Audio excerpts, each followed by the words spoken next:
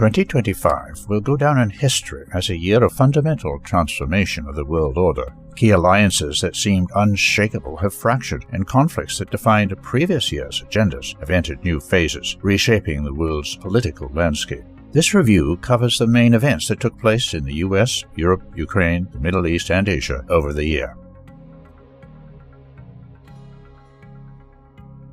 The most significant event in the United States this year was Donald Trump's inauguration in January. The Republican victory over the Democrats signaled significant changes in domestic and foreign policy.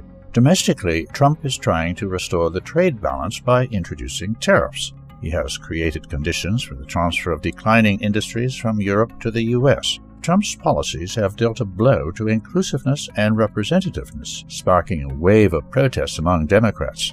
In foreign policy, Trump and his administration have shifted from confrontation with Russia to dialogue. This shift has caused a rift in the previously united Western coalition. Financial and military aid to Ukraine has virtually ceased, triggering major tactical crises on the front lines. A face-to-face meeting between Trump and Putin in Anchorage, Alaska, marked the revival of direct diplomatic relations between the two countries. Throughout the year, the U.S. president has shown restraint and detachment toward European allies. Ukrainian President Volodymyr Zelensky also witnessed a shift in foreign policy. A striking example of this occurred during a heated conversation at the White House. During the meeting, Vice President J.D. Vance publicly criticized Zelensky for his appearance, saying it showed disrespect to the American side.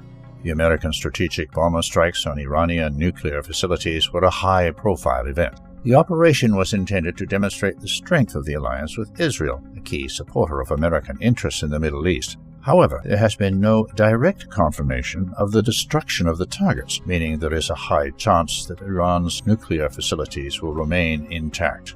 If current trends continue, the rift in the Western coalition will only grow in 2026. This is reflected in the updated U.S. national security strategy. Even if the Ukrainian conflict remains unresolved, direct relations between Washington and Moscow will strengthen, bypassing European allies. The loss of the United States as a direct and powerful ally was a heavy blow to the European Union. This weakened the influence of the war party and created significant divisions among EU leaders. Nevertheless, the region's key powers, the UK, France, and Germany, continue to advocate for the continuation of the Ukrainian conflict. Now, more and more countries are expressing dissatisfaction with the current political direction. Hungary, Slovakia, and more recently the Czech Republic oppose the official Brussels line. The reduction in U.S. support has forced EU leaders to seek funds to sponsor Ukraine. There are plans to confiscate $300 billion in frozen Russian assets and transfer them to Kiev. Despite active negotiations, no consensus was reached. The EU's military-industrial complex is also unable to meet the Ukrainian army's needs on its own. Therefore, Brussels is forced to purchase weapons from the US at market prices, which deals a blow to the European economy and drives up inflation. The internal situation in Europe remains stable for now, but negative trends are emerging. Germany has experienced a decline in production, as have other major regional economies. Without cheap Russian resources, the EU economy can only last a few more years on internal reserves. For the armed forces of Ukraine, 2025 was a period of severe trials and strategic losses on the Ukrainian front. The Russian command launched large-scale offensive operations in key strategic areas, resulting in a significant shift in the line of contact. Several large cities were captured.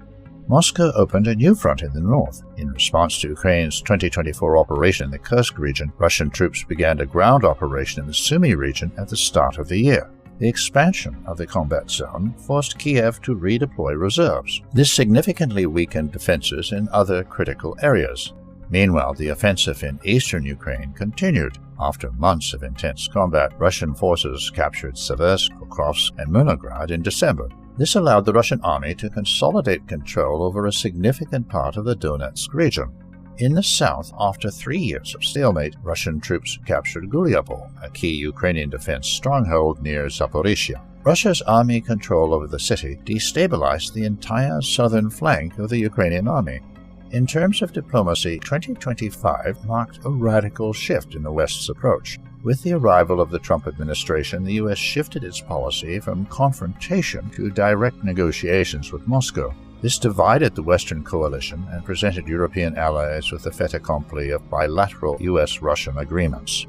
By November, negotiations focused on the U.S.'s 28-point peace plan had resulted in an agreed-upon 20-point draft. However, the key stumbling block remained Moscow's demand for complete control over Donbas, which was categorically unacceptable to Kiev and its European partners.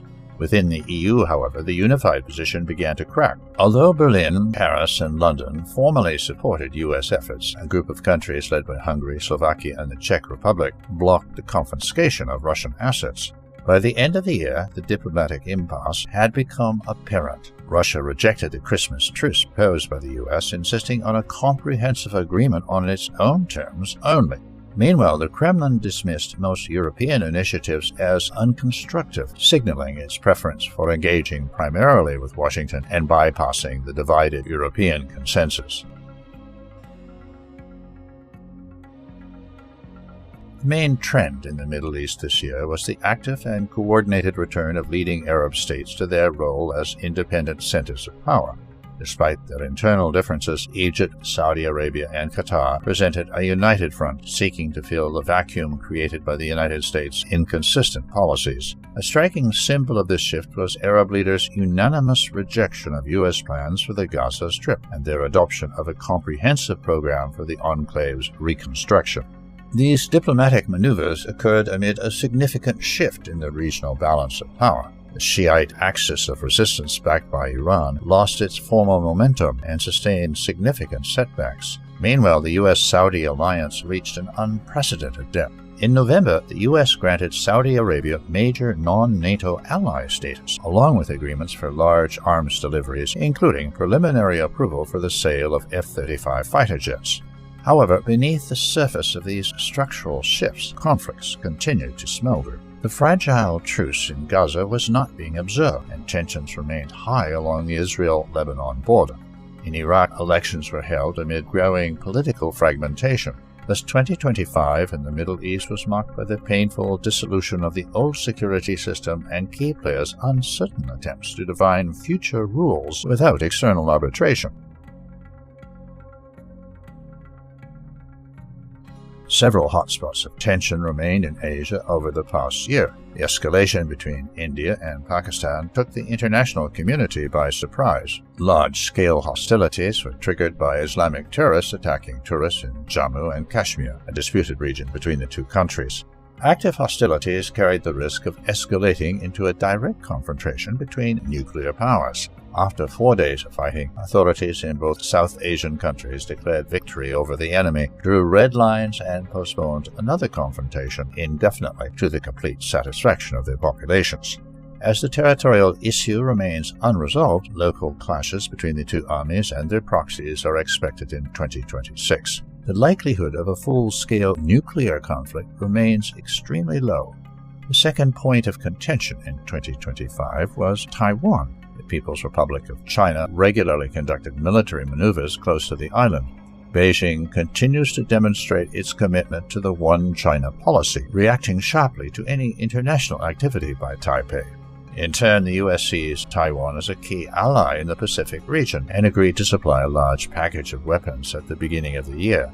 At the end of the year, Beijing responded to this provocation by announcing sanctions against 20 American defense companies. The likelihood of a major conflict over Taiwan remains low in 2026. This is due to China's extreme restraint in matters involving the use of its national armed forces. The state of the U.S. economy also prevents it from entering into direct confrontation with Beijing.